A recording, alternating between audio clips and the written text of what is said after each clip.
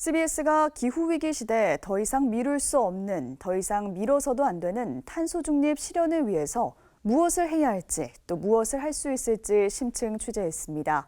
CBS 보도 특집 1.5도씨 아담의 미래. 오늘은 첫 번째로 기후위기가 찾아온 한반도 곳곳을 살펴봤습니다. 송주열 기자입니다. 전 세계는 환경 파괴로 인한 지구 온도 상승폭을 1.5도씨 이하로 제한하기 위해 온 힘을 기울이고 있습니다. 기후 전문가들은 일찍이 지구 온도가 현재보다 1.5도씨 상승하면 섬으로 이루어진 나라들의 침수는 물론 폭설과 폭우, 가뭄 등 전 세계가 기상이변으로 재앙을 맞을 수 있다고 경고해 왔습니다.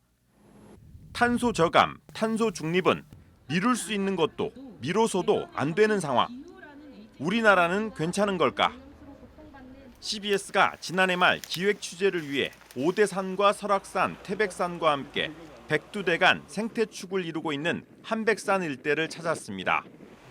수백 년 된 나무들이 지구온난화로 적설량이 눈에 띄게 줄면서 수분 공급을 제때 받지 못해 기후 스트레스로 부러져 죽어가고 있습니다. 구상나무와 분비나무 등 침엽수림의 집단 고사는 숲을 이루는 생물들의 생존을 위협하고 결국 산사태와 계곡, 하천 토사 유출로 인간의 삶까지 위협하게 됩니다.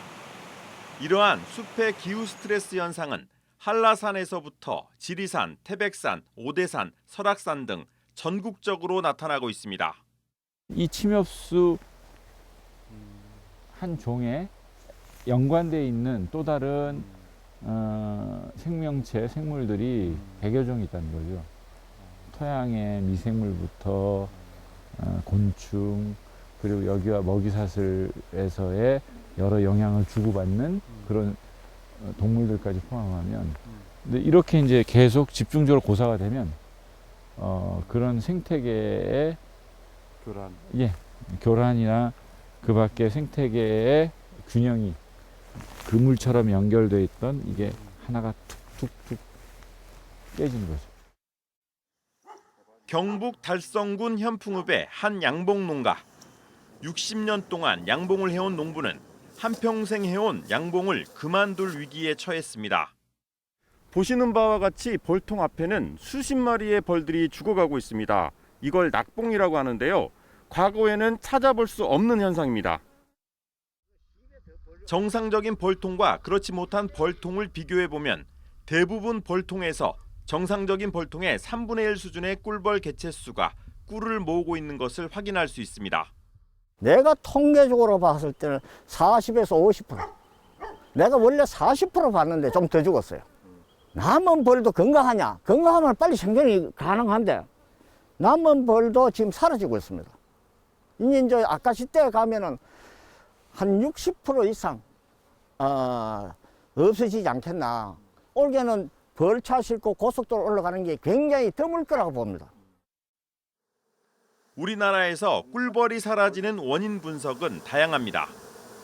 꿀벌의 천적인 응애와 말벌의 공격 외에 이상기후와 대기오염, 바이러스 때문이라는 의견이 분분합니다. 농촌진흥청은 말벌 등 해충의 증가와 이상 기상 요인이 복합적으로 작용했기 때문으로 분석하기도 했습니다.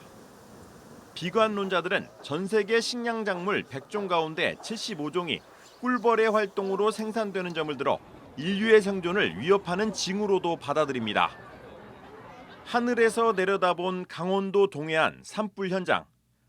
이달 초 발생한 동해안 산불이 휩쓸고 간 자리는 축구장 면적의 8,940배에 달하는 6,383헥타르의 산을 숯밭으로 만들어버렸습니다.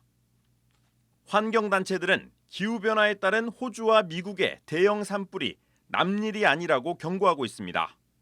국립산림과학원은 온도가 1.5도씨 증가하면 산불 기상지수는 8.6%, 2도씨 증가하면 13.5% 상승한다고 밝혔습니다. 한반도 역시 기후위기로 몸살을 앓고 있습니다.